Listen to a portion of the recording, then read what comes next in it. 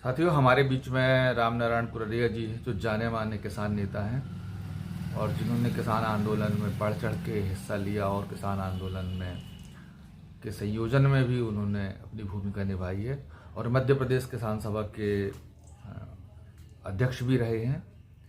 तो हम उनसे जानते हैं कि ये जो 2024 लोकसभा का चुनाव है इसकी क्या स्थिति है, राज्यवार क्या स्थिति है और इसके राष्ट्रीय मुद्दे क्या रहे हैं और क्या सरकार बदलने जा रही है या वही फिर से नरेंद्र मोदी जी आ रहे हैं, इसके बारे में विस्तार से समझते हैं रामनारायण कुररिया जी। और साथियों, हमारे बीच में हैं रामनारायण कुररिया जी जो कि इस लोकसभा के चुनाव में पूरे मध्य प्रदेश में उन्होंने घूम घूम के इंडिया गठबंधन के लिए काम किया है।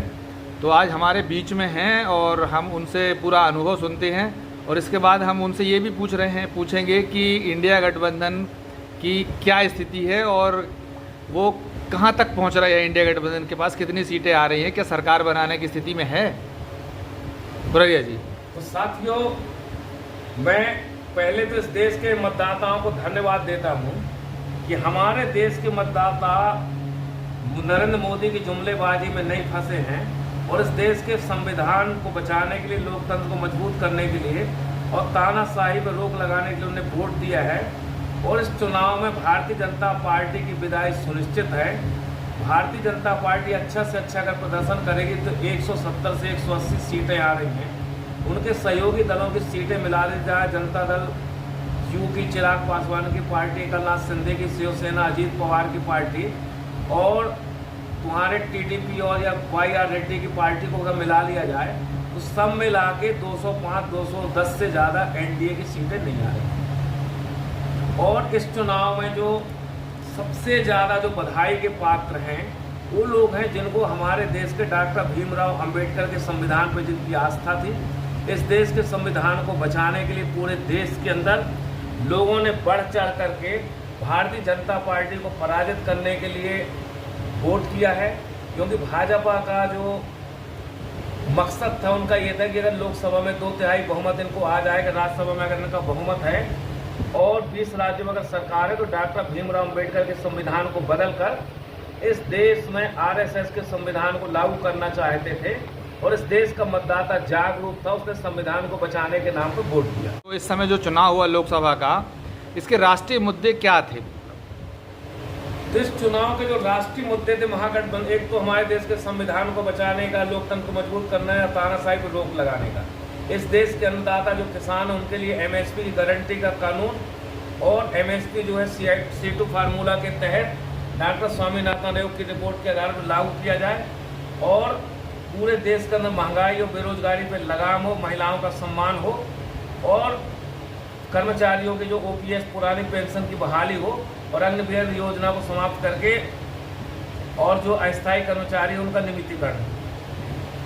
अभी हमको सुनने में ये मिल रहा है कि इस लोकसभा चुनाव में यदि बीजेपी को 220-230 के आसपास तक या पूरी एनडीए को 240 के आसपास तक भी यदि उनको नंबर आ जाते हैं तो क्या प्रधानमंत्री नरेंद्र मोदी जिस तरह से सत्ता का हस्तांतरण होता रहा है वैसा वो आसानी से करेंगे या इसमें कोई पैंच फंसाएंगे? देखिए, जहाँ तक अटकलबाजी का सवाल है ये तो संभव नहीं। भारतीय जनता पार्टी और भाजपा गठबंधन 200 से अधिक सीटें पाने की हालत में नहीं है और भारतीय जनता पार्टी सत्ता हासिल करने के लिए किसी भी हद तक जा सकती है।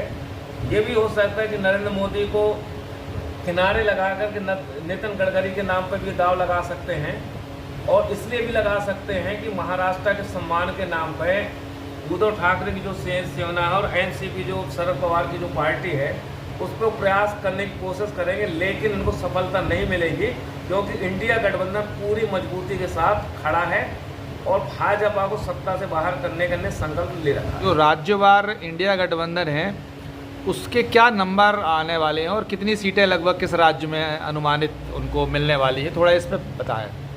देखिए, जहाँ तक अपने मध्य प्रदेश का सवाल है, मध्य प्रदेश में 29 में से लगभग 11 सीटें जो हैं, 11 से 13 सीटें गठबंधन लेकर के आ रहा है।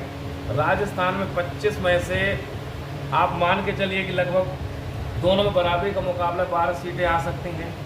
गुजरात में 26 में से 6 से लेके 8 सीटें गठबंधन लेके आ रहा है।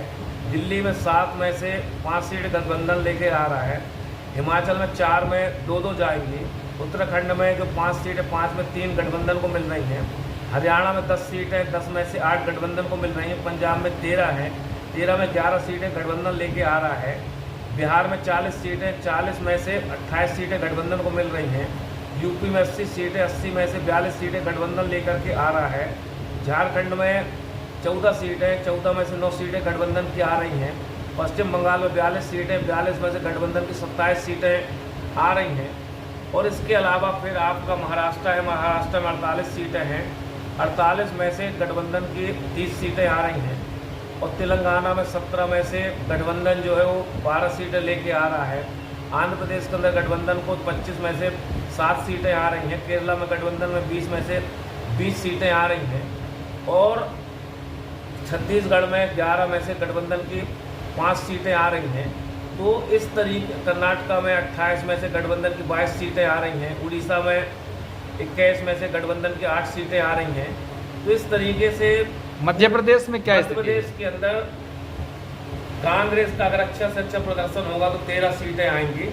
और अगर बुरा से बुरा प्रदर्शन होगा तो कांग्रेस 9 से कम सीटें जीतने की हालत में नहीं है। कम से कम 9, अधिकतम 13 इन सीटों में कांग्रेस जीतेगी। और मध्य प्रदेश के अंदर सिर्फ खजुराहो, इंदौर 2 सीटें जहां पे भारतीय जनता पार्टी छल के बल पर जीतने के दावा कर सकती, बाकी हर सीट पे बहुत कांटे का मुकाबला है।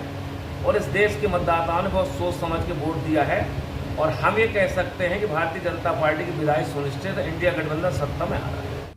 साथियों, हमारा चैनल है चौधरी विजय पटेल, इसे आप सब्सक्राइब करें। और हमारा फेसबुक पेज नई दुनिया संभव है, इसे आप ज़रूर फॉलो करें।